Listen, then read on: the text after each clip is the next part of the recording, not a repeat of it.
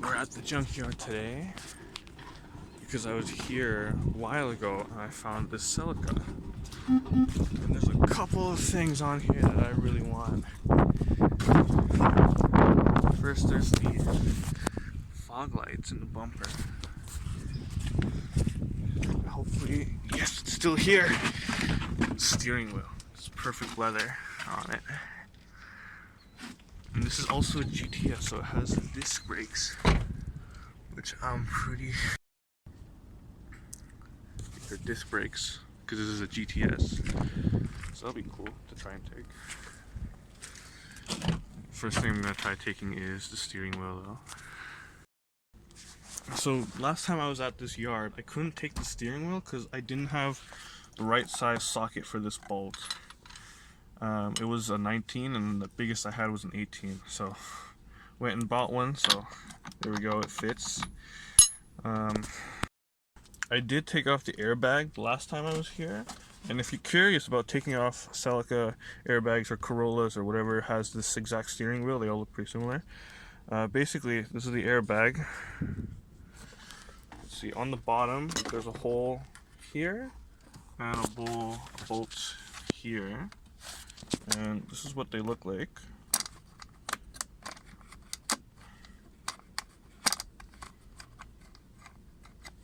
They're like Torx bit. I don't know what size they are, but this is what it looks like. And basically, they don't come out of the steering wheel. They just stay in there because of the way this is shaped.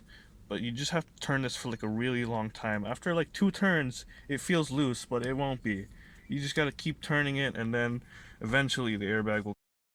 So to take this off, I don't even have an impact, I just have a breaker bar, so totally doable without a breaker bar. I mean, without an impact, you can do it with a breaker bar.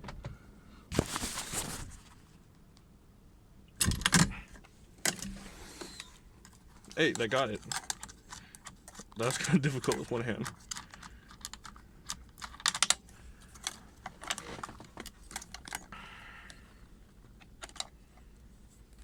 I've always seen the trick where you put the bolt back on a couple threads and then bang on the steering wheel so it comes loose.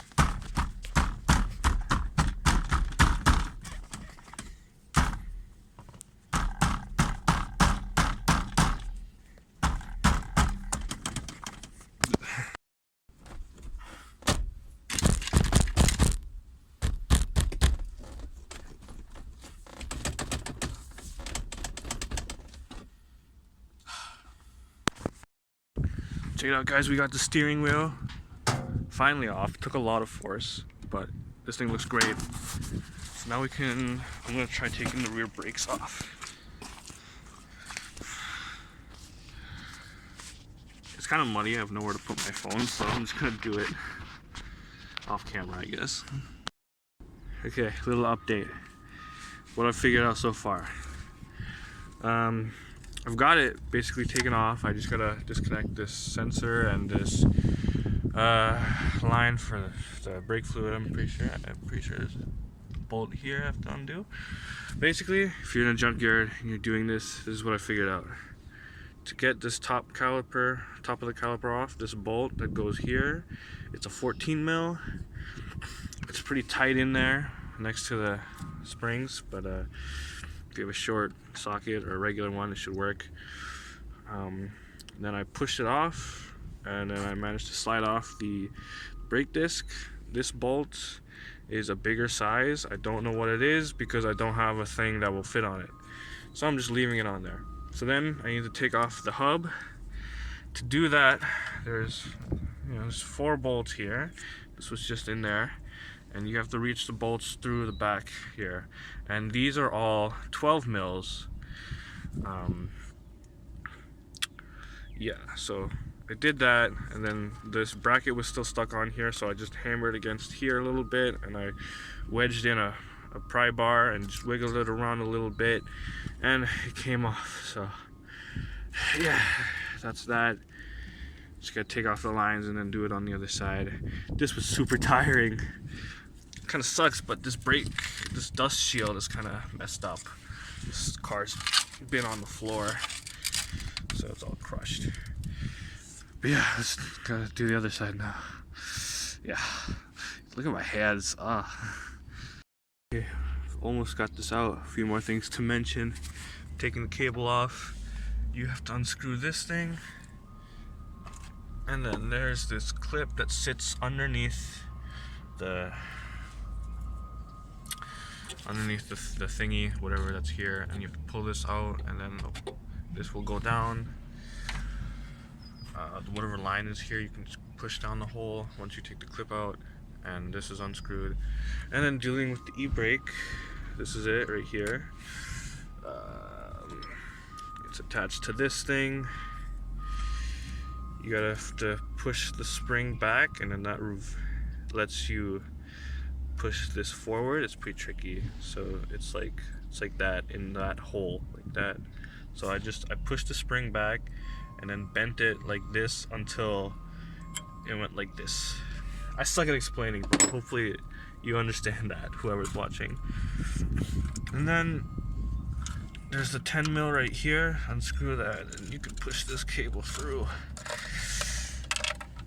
There we go. And now I can just take this whole thing. Yes, that's it. Okay, now it's just pinched under the car.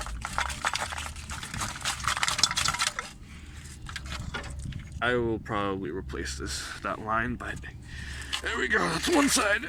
Oh God, my hands hurt so much.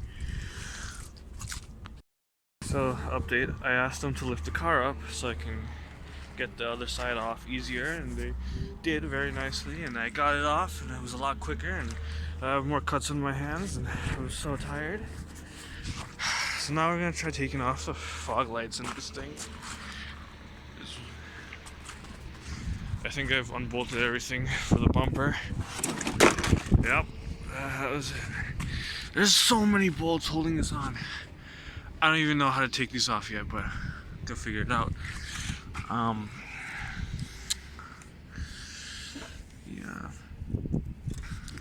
Clip here. I need the bracket too. Looks like there's 1, 2 bolts. I'm not seeing any more. Only 2 bolts, maybe. This side looks the same. 2 bolts on top. A wire. Interesting. I got the lights off. Unfortunately, I snapped like 3 of the bolts, and there's only 4 bolts, so I gotta figure out something later about that. But here's the haul. We got the disc brakes, the fog lights, and the steering wheel. And it's really cold, so I think I'm just gonna leave. But I would have liked to walk around and look at stuff, but yeah, it's gonna be it for today. Let's get out of here.